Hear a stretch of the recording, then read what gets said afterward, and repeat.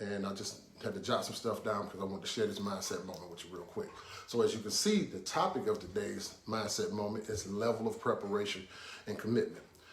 Because that's something that we all have to have in whatever walk of life you're doing. I mean, whether it's, it's a job, whether if it's your own personal business, or just in your everyday relationship, we have to have a level of preparedness and commitment to do it right. For example, the guy that wants to become the CEO or the president of a Fortune 500 company who happens to start in the proverbial basement or the proverbial mailroom, so to speak.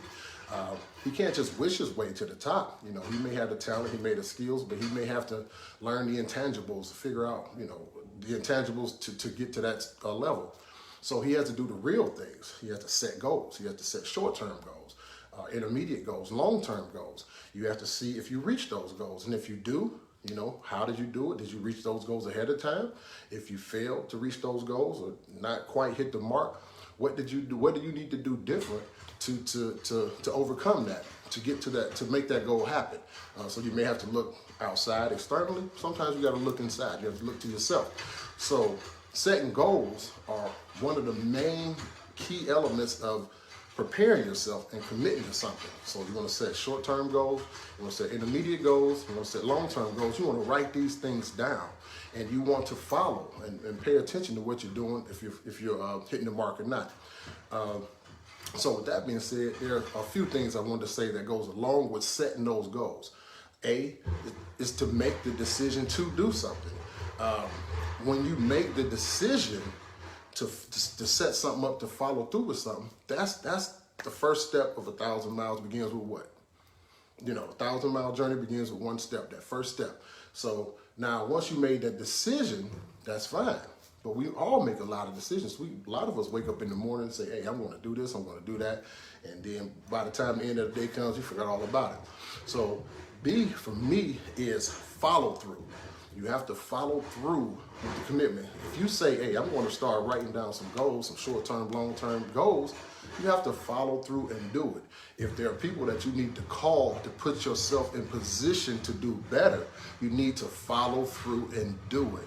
I mean, right then and there, don't procrastinate. Procrastination is the killer of most of our success. So you have to do what you say you're going to do right then and there, or you're probably not going to do it. So follow through. Third for me, C, is commitment. Once you make the decision to do something, you follow through with it, then you have to be committed for the results, because unfortunately, things don't always work out the way we plan. So we have to be committed to say that regardless of these bumps in the road, what am I going to do? Am I going to make these bumps in the road stepping stones, or am I going to allow them to make me fall? So, because we're always going to have bumps in the road. There's always going to be trials and tribulations. It's just the way the universe is set up. But at the end of the day, when you overcome those things, your reward is twice as good. It's twice as great. So, speaking of preparation and commitment, why is it that we commit to everything in life and we prepare for everything in life except our finances? We do it all the time. I mean, we prepare and commit to a graduation, to weddings.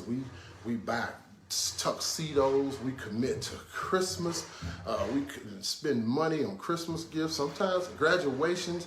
Sometimes, and a lot of times, unfortunately, it's with money that we don't even have, because now we're using credit cards and getting in debt.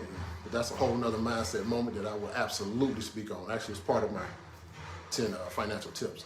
But we'll talk about that. But a lot of times we're spending money that we absolutely don't have. But we will prepare and commit to all of that except our finances. Now, another thing my mentor told me when it comes to finances, he said, if you don't have a plan for your money, guess what? Everybody else does. I'm going to say that one more time because I want you to understand that.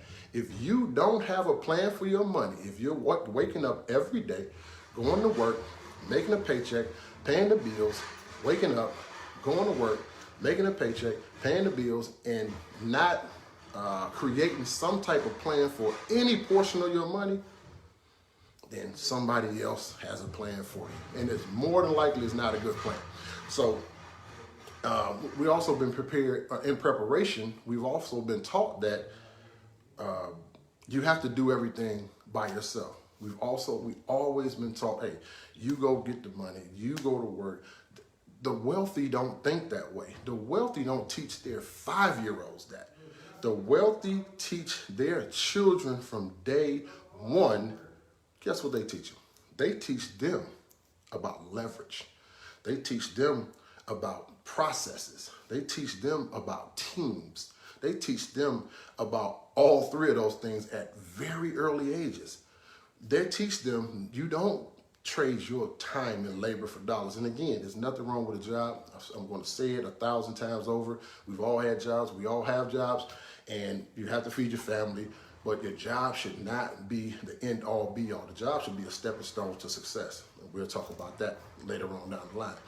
But at the end of the day, with this mindset moment, if our team is set up to show you how to do just that, how to use leverage to create wealth. Because like my mentor tells me, he says, and I don't want to mess this up, but he says, I would rather have 1% of the help of 100 people than 100% of me trying to do something by myself. And I hope I said that right. I think that makes sense. If I didn't, he's gonna get on me. But yeah, but I think I said that right. But it makes sense. You know, if you go into a room, you can pick up a couch, there's 6 people there.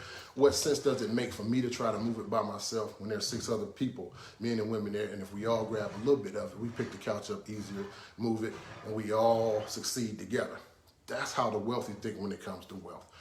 So at the end of the day, if you want to learn these principles, you want to learn how to utilize a team, if you want to learn how to leverage others and to create generational wealth. And I'm not just talking about wealth for you right now. I'm talking about wealth for your kids and your grandkids. Text the keyword preparation to 216-285-0569.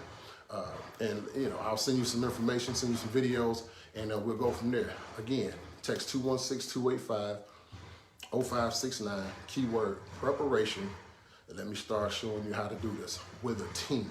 All right. So again, if you're looking at this on YouTube, click the subscribe button, hit the like, all that other good stuff.